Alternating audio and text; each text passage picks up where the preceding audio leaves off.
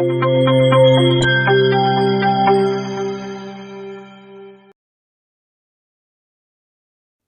नमस्कार।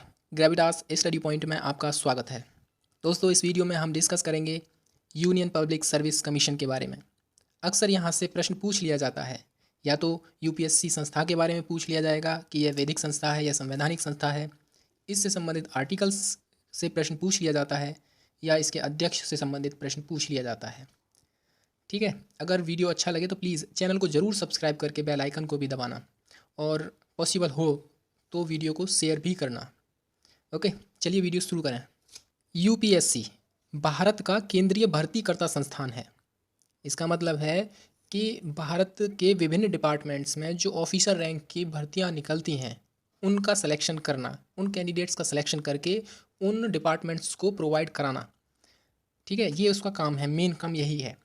और यह एक संवैधानिक संस्था है। हम पिछली वीडियो में देख चुके हैं कि संवैधानिक संस्थाएं वे होती हैं जो संविधान के किसी ना किसी आर्टिकल में या किसी पार्ट में उनका उल्लेख किया गया हो, और जिसका गठन भारतीय संविधान के यानी यूपीएससी का गठन संविधान के भाग 14 में अनुच्छेद संख्या 315 से 323 के मध्य किया गया है। अक्सर प्रश्न पूछ लिया जाता है कि यूपीएससी का गठन या यूपीएससी से संबंधित आर्टिकल कौन सा है, तो आर्टिकल नंबर 315 में यूपीएससी का वर्णन किया गया है। बाकी उसके बाद उनके अध्यक्ष और वो सब सर्विस वगैरह के बारे में 323 तक ये सब दिया गया है। यूपीएससी की संरचना देखिए, यूपीएससी में एक अध्यक्ष होता है और अन्य सदस्य होते हैं। हालांकि संविधान में इसके अध्यक्ष और सदस्यों से संबंधित कोई बात नहीं कही गई है कि कितने अध्यक्ष होंगे, कितने सदस्य होंगे, क्या उनकी योग्यता होगी, ऐसा कुछ भी उल्लेख संविधान में नहीं किया गया है। बट एक चीज़ लिखी हुई है कि एक तो अध्यक्ष होगा और अन्य सदस्य होंगे। प्रेजेंट में देखा जाए तो इसमें टोटल 11 है, यानी कि एक अध्यक्ष और 10 सदस्य हैं, और इन सभी की नियुक्ति राष्ट्रपति जी के द्वारा होती है।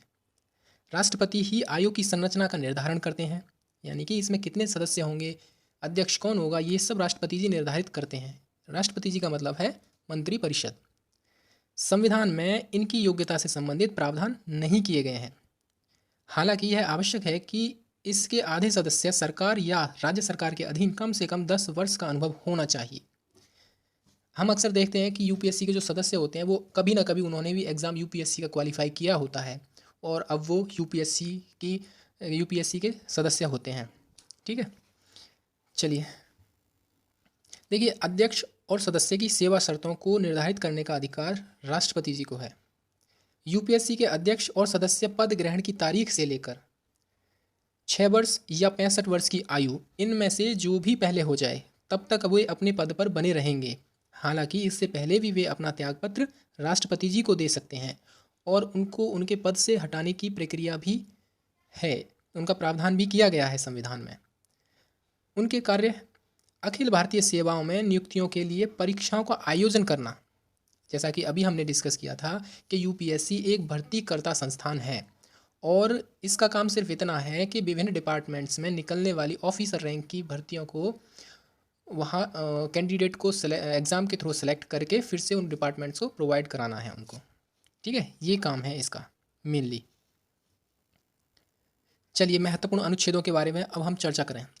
देखिए, संघ और राज्यों के लिए लोक सेवा आयोग, यह आर्टिकल नंबर 315 में कहा गया है कि संघ के लिए यानी केंद्र के लिए और राज्यों के लिए लोक सेवा आयोग होगा। जैसे राज्य लोक सेवा आयोग होता है अपने स्टेट का अलग का सबका। 316 में सदस्यों की नियुक्ति और कार्यकाल से संबंधित है। 317 में लोक सेवा आयोग के सदस्यों की बर्खास्तगी और निलंबन से संबंधित है, यानी उनको उनके पद से हटाने की प्रक्रिया आर्टिकल नंबर 317 में उसका वर्णन किया गया है। 320 में लोक सेवा आयोग के कार्यों से संबंधित है कि उसके कार्य क्या क्या होंगे, और 323 में लोक सेवा आयोग के प्रतिवेदन से संबंधित है। आपको मैं बता दूं कि लोक सेवा आयोग जो यूपीएससी है वे हर साल अपना प्रतिवेदन राष्ट्रपति जी को सौंपते हैं।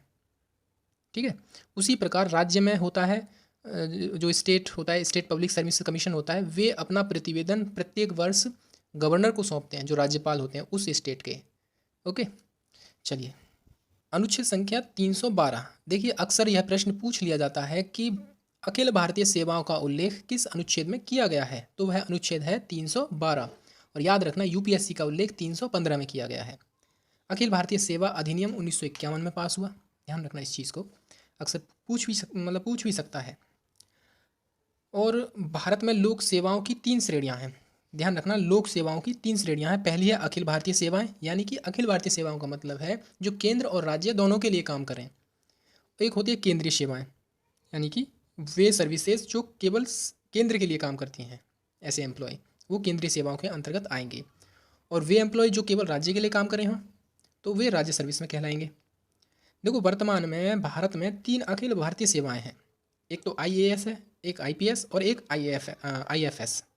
IAS Indian administrative service, Indian police service और इंडियन फॉरेस्ट सर्विस। ठीक है, ये फॉरेस्ट सर्विस है, मतलब फॉरेस्ट सर्विस है ये, कोई मतलब फॉरेन सर्विस नहीं है। फॉरेन सर्विस IAS के अंदर ही आती है। ठीक है। IFS यानी कि भारतीय वन सेवा को वर्ष 1966 में अखिल भारतीय सेवा के रूप में जोड़ दिया गया और सरदार वल्लभ भाई पटेल को अखिल भारतीय सेवाओं का जनक माना जाता है। ठीक है जी। चलिए, फिलहाल इस वीडियो में इतना ही। अगर चैनल को सब्सक्राइब नहीं किया है तो प्लीज़ चैनल को ज़रूर सब्सक्राइब करें और बेल आइकन को भी दबाएं। फिलहाल इस वीडियो में इतना ही। Thank you very much.